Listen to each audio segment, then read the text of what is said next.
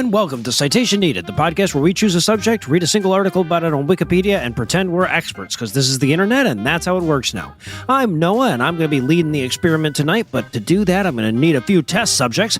First up, two men who would fight a minotaur if there was cheese in the center of the maze, Heath and Tom. Cheesiest. I'm cheesiest. I'm flattered that you think I'd even make it to the center of the maze. No, I thank don't. you. I don't. I think you'd fight the minotaur, but... You're going to have to come get me, though.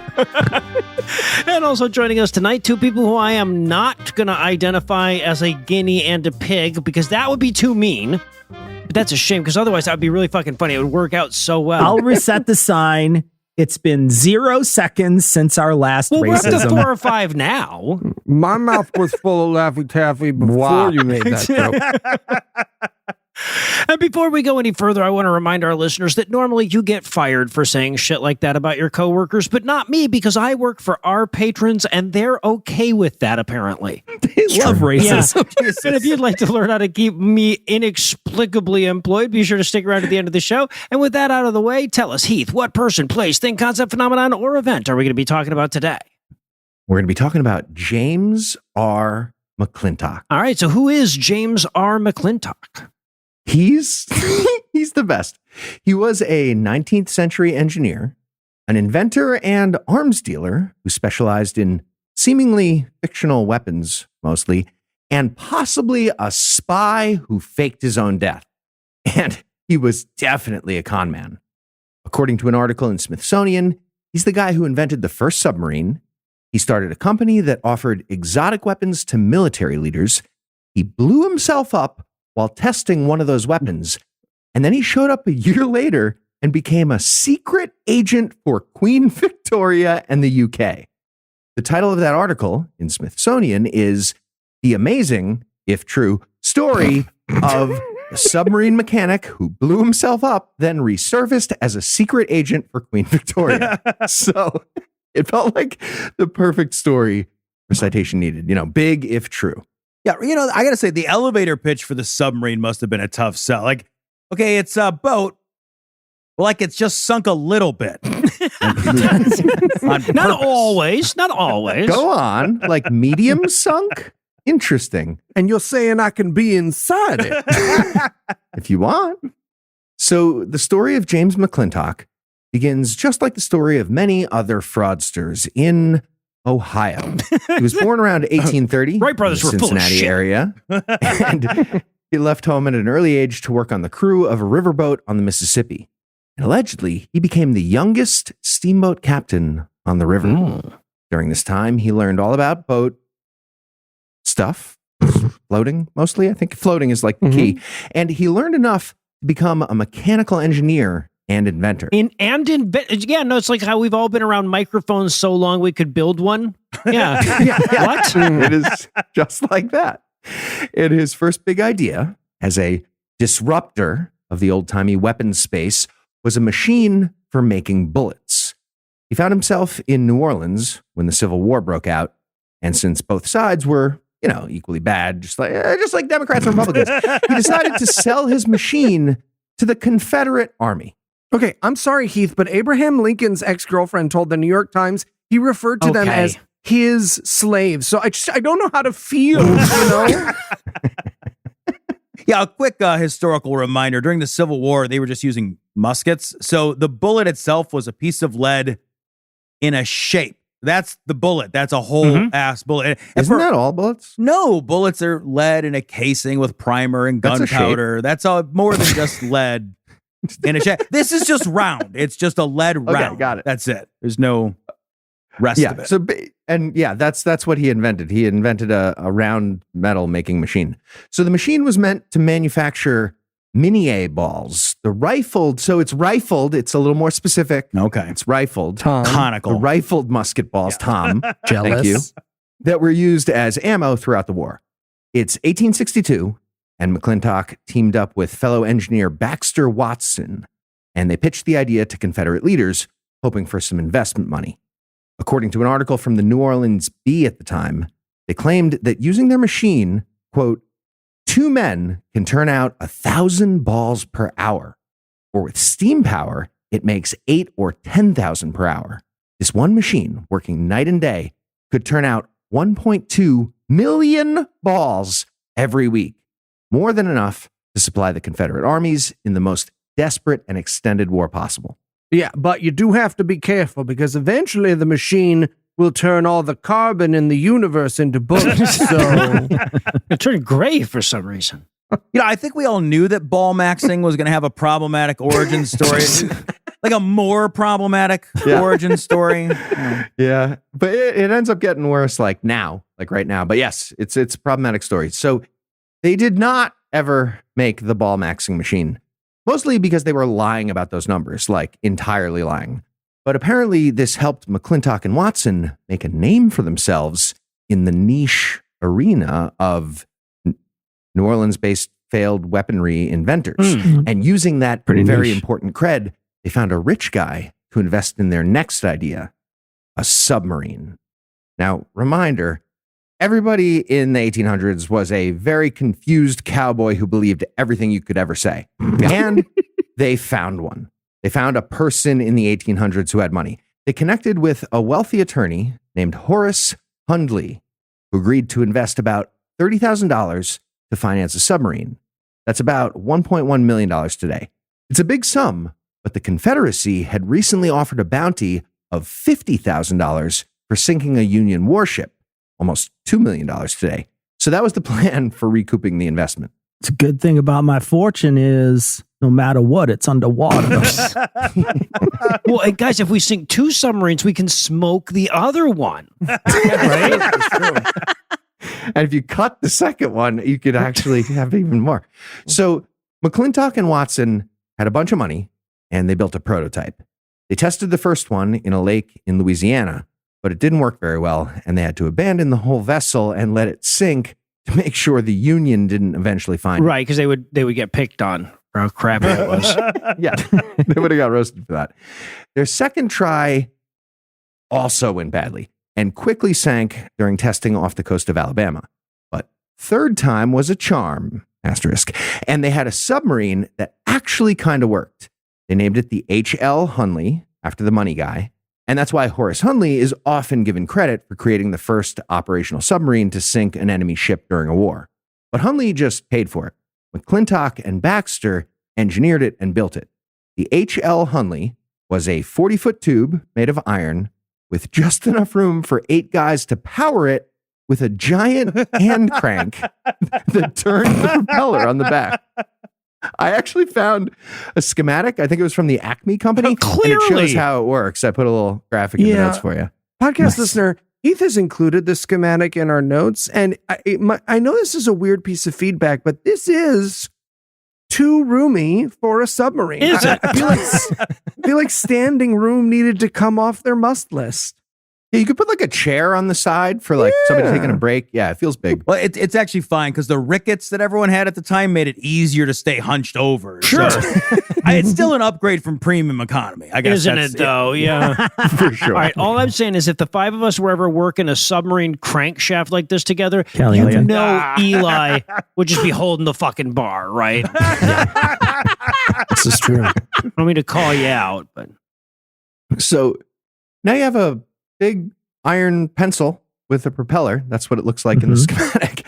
And it can travel underwater. How fast, Heath? Speeds of 1 mile an hour or... I would have said 1, but I don't know the units. Yeah, travel's doing a lot of heavy lifting in Yes. that sense. Yeah, maybe knots. I don't know. It moved or not. Who cares? It's Confederate. But it can travel. Depending where the current was going. Down? Are we counting down as a... We're in 3 dimensions, really 4 down counts. Yes. So they've got a thing that can sort of travel underwater, but you still need a way to sink a Union warship. The plan was put This is a a great bomb plan. on the front and smash into the enemy. What could go wrong?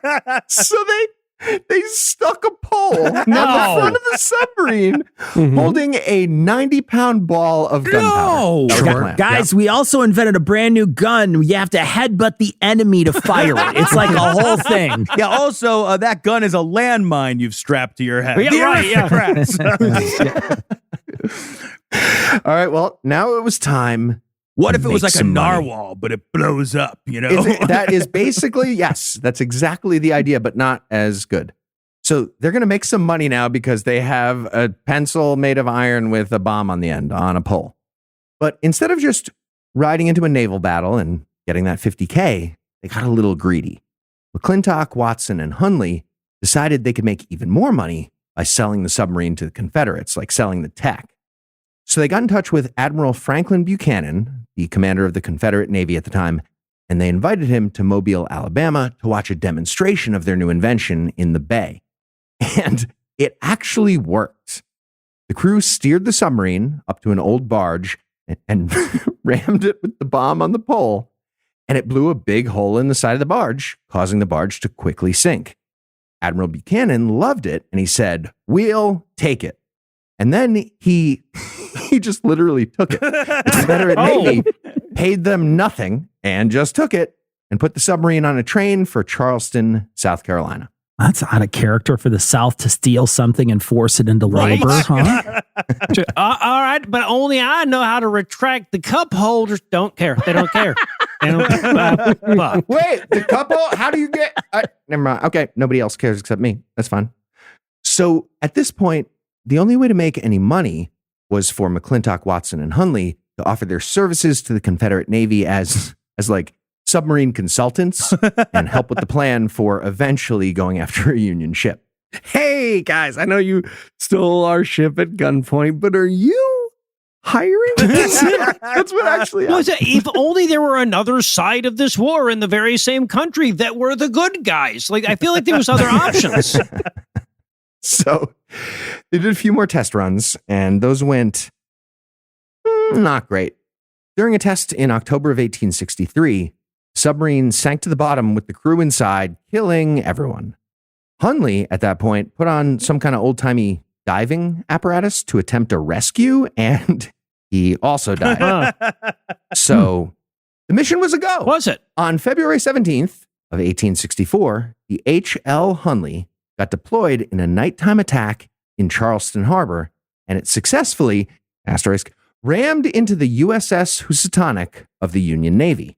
The bomb detonated, and the 1,240-ton Housatonic sank within minutes, and 5 sailors in the Union Navy died. Also, 8 crew members on the H.L. Hunley died when the Hunley also sank pretty much immediately after, of course, smashing another boat with a bomb on a stick as a submarine.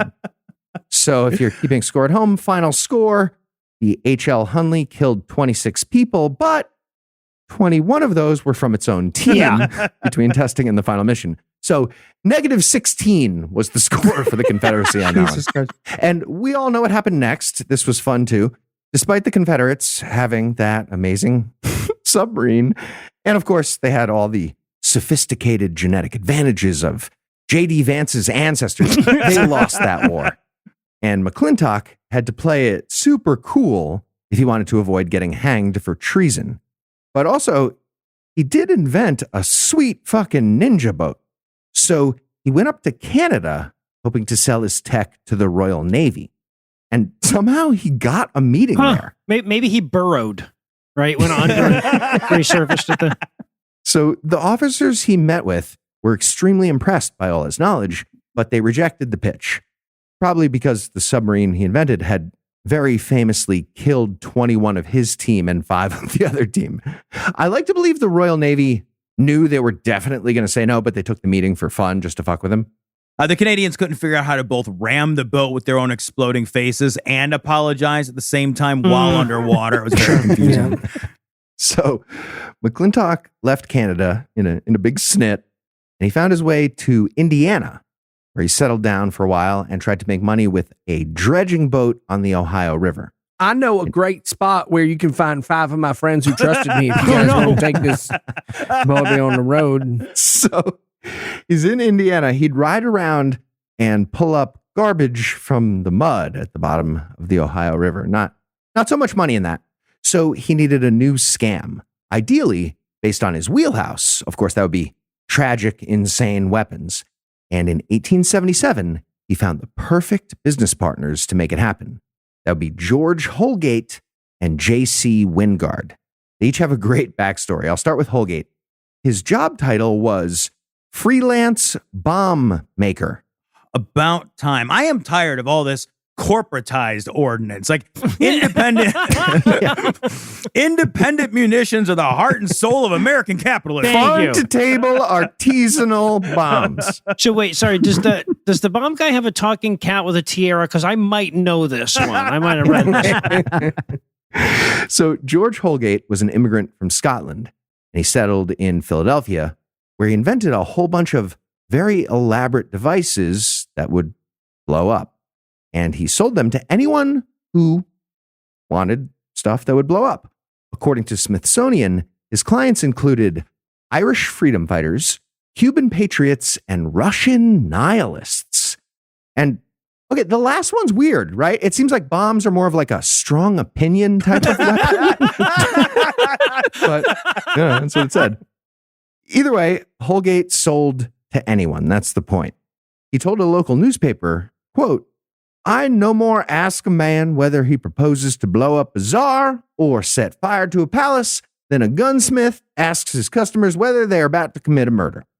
So by the time McClintock connected with Holgate around 1877, Holgate had moved to Oshkosh, Wisconsin, and set up a store for his freelance bombs, along with some other inventions. One of those inventions was a device that injected ozone into your food.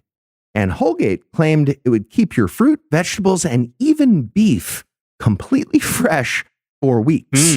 It did not do that. Oh, okay. Yeah, okay, but did he try injecting with the ozone while wearing Levi's in a hot tub? Because I hear good things.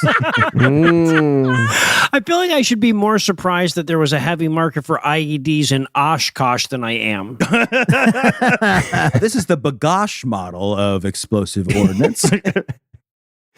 And his other inventions, they were pretty insane too. According to a book called The Dynamite Fiend by Anne Larrabee, great book, Holgate's bombs and sundries emporium included, quote, a cheap hand grenade, a bomb concealed in a satchel that had a fuse running through its keyhole, and a hat bomb comprised of dynamite pressed between two sheets of brass sewn into the crown with a fuse running around the rim. That What? same book also meant, yeah, that's one of the things he made. And that same book, it also mentions a device that Holgate called the Little Exterminator. And it, quote, operated through a delicate watch mechanism that moved a tiny saw, releasing a chemical that smelled like cayenne pepper, killing anyone within 100 feet. Wow. All right. Well, given that she knew he had all that shit, it makes it crazy that Anne Larrabee would be talking shit about the quality of his hand grenade. So, quick, while we make sure she's okay, we're going to take a quick break for a word from our sponsor.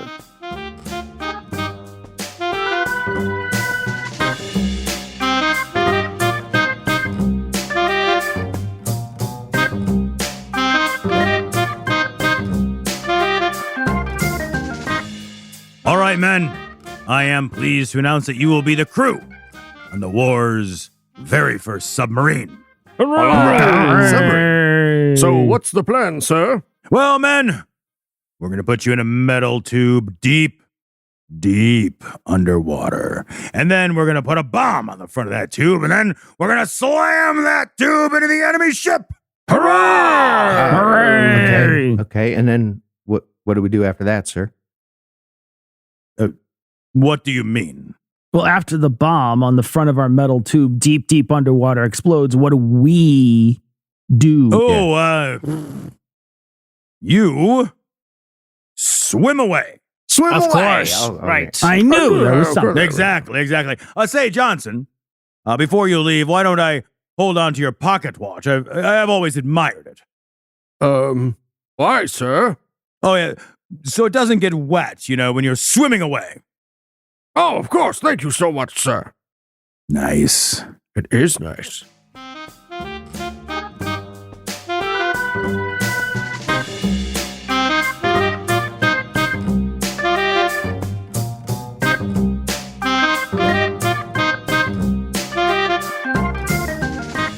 And And we're back where we last left off. The sinking submarines guy met the weird cousin Q doesn't talk about. And I believe that means that we're due for the backstory of McClintock's other business partner, J.C. Wingard, presumably also a con man. Yeah, so J.C. Wingard started his career as a faith healer. There it is. Nailed it. Okay. There it is indeed. This was in Alabama during the 1850s, and he was known for holding a seance in a dark room, and eventually a spirit would show up and make a spirit drawing. And everyone had examined the totally blank piece of paper ahead of time. So that's not how they did it. It was that nobody had written on it yet. Wingard was also known for doing automatic writing, in which a spirit gets inside the medium and does some journaling as a ghost. Sounds like a liar, but a revivalist preacher. OG ChatGPT. Got it. Somebody backs him up here. A revivalist preacher named Jesse Babcock Ferguson. He sounds legit. He swore that he witnessed the automatic writing. He said, quote, "I saw Wingard write with both hands at the same time, holding a pen in each hand, sentences in different languages of which he was entirely ignorant.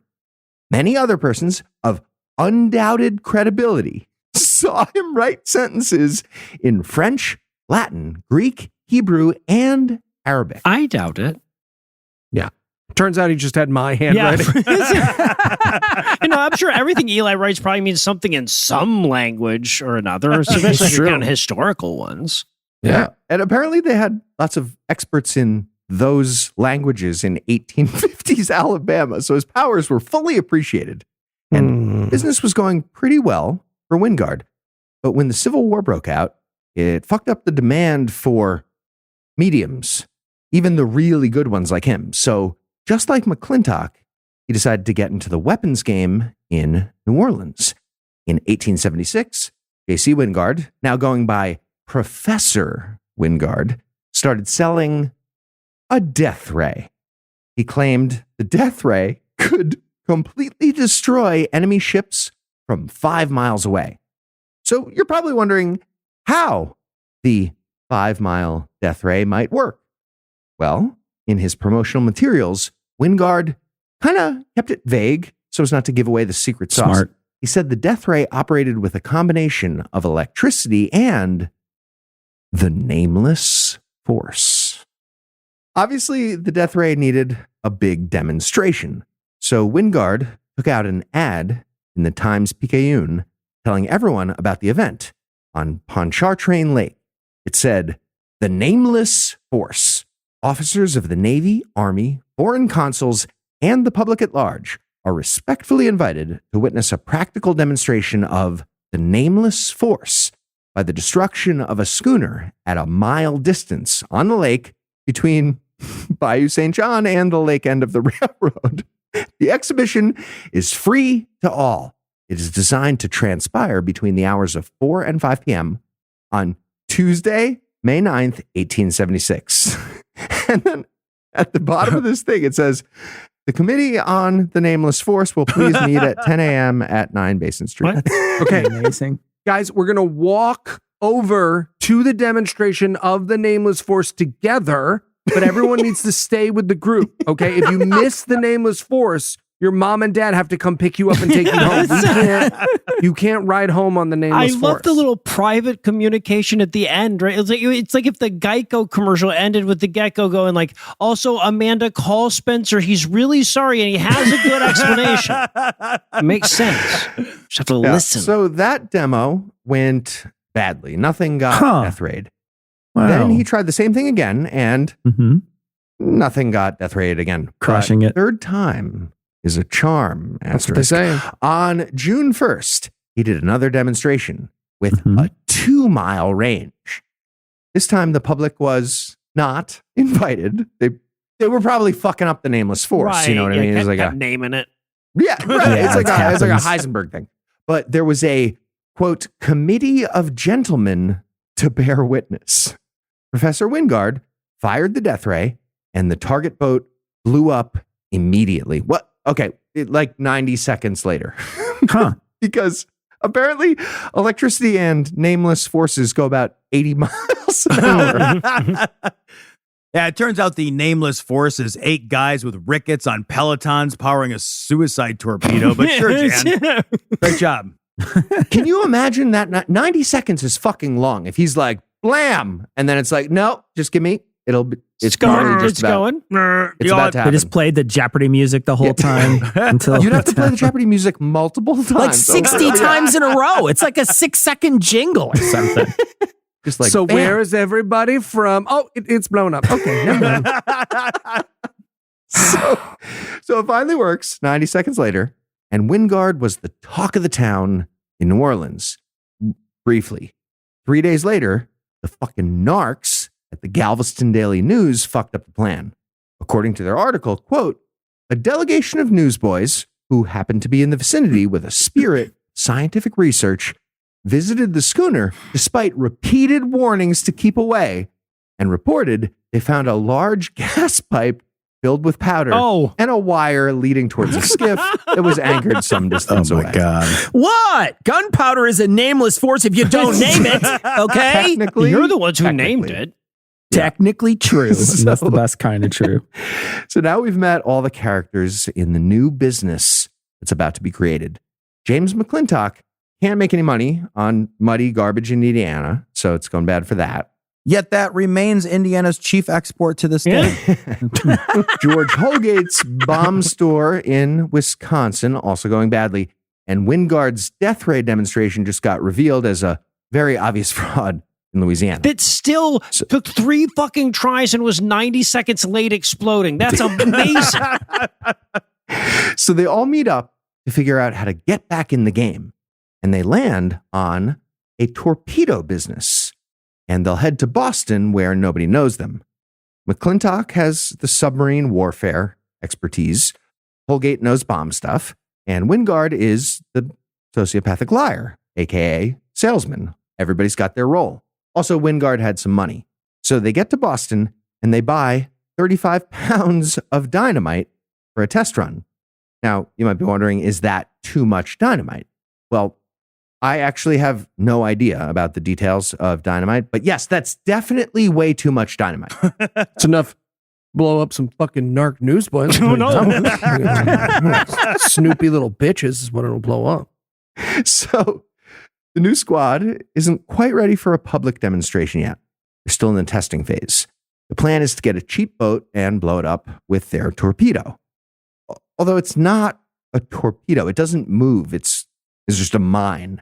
I guess they were planning to figure out the moving element of the torpedo. You hold at still a future date, and the mine moves to you. Yeah, and for now they're just testing. Just back into it. They're just testing 35 pounds of dynamite, like as a concept. Sounds And it's fun. 18 Yeah. Yeah, I guess it's 1879 in Boston, so you could just carry a giant box of dynamite right up to the docks, get in a sailboat, and head out into Boston Harbor. Nobody's asking any questions. Might be true right now in Boston, too. So that's what McClintock... Yeah, it's fucking true. So that's what McClintock and Holgate do, along with a sailor they hired to help out, named Edward Swain. Meanwhile, J.C. Wingard gets on a steamboat that they all rented, and he gets their old target boat from its mooring, and he tows the target boat into place for the test. McClintock, Holgate, and Swain are loading the dynamite mine into a little dinghy to run the test. And this is when Holgate says, I'm a little seasick, guys. Yeah, so he can't get in the dinghy with Swain like they planned, the dinghy with the 35 pounds of dynamite. And McClintock has to take over for Guys, Holgate instead. I want to get on the little tiny boat with the tactical nukes worth of dynamite, but I totally, I pulled my head. No, not head, ankle, something. So McClintock and Swain, they agree and they start paddling out toward the target.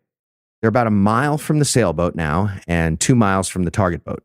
And then 35 pounds of dynamite explodes. Ugh. The unthinkable happened. The unthinkable. Exactly. Of course, Holgate and Wingard are aghast at their business partner and some other guy getting blown up. So they say absolutely nothing to anyone, and immediately leave Boston. Sure. Holgate grabs all of McClintock's possessions from his hotel room on the way out of town.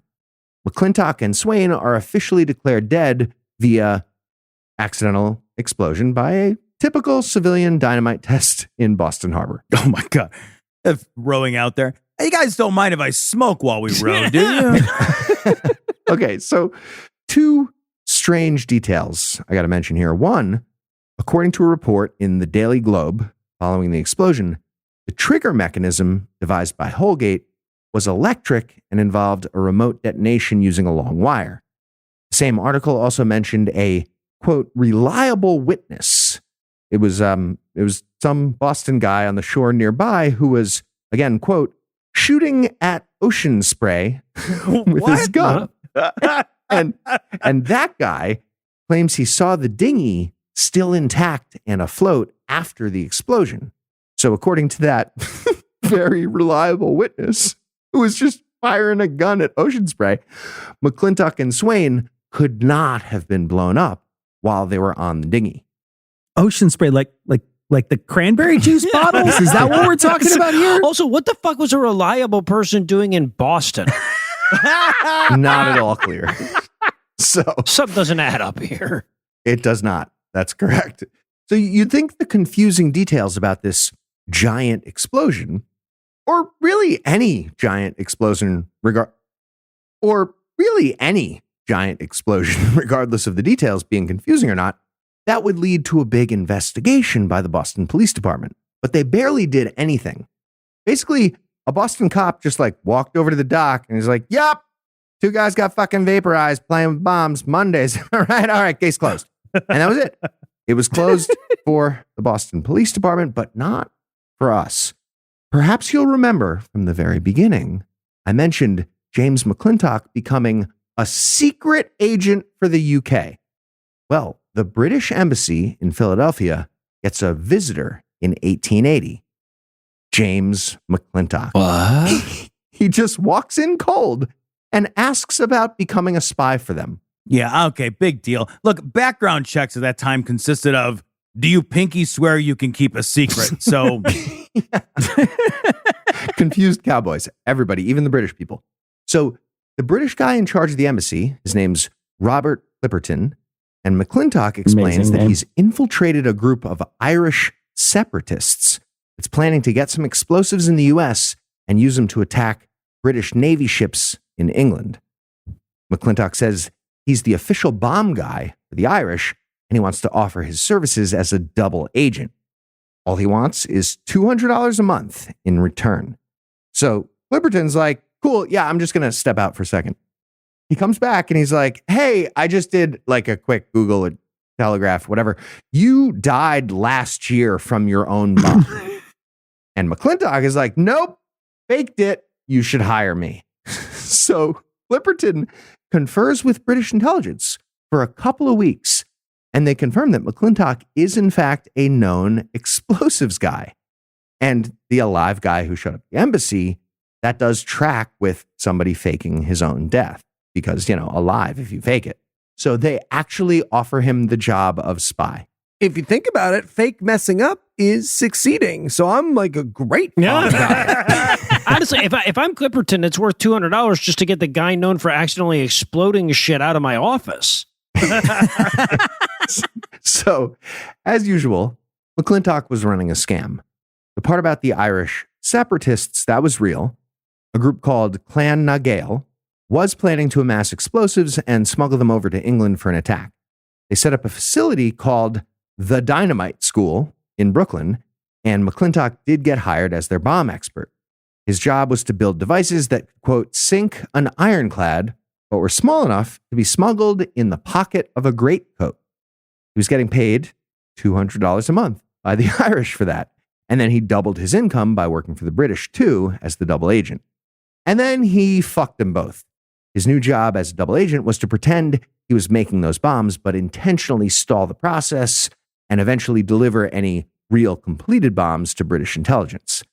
He kept this going for about 5 months, making over $65,000 in today's money between those two employers.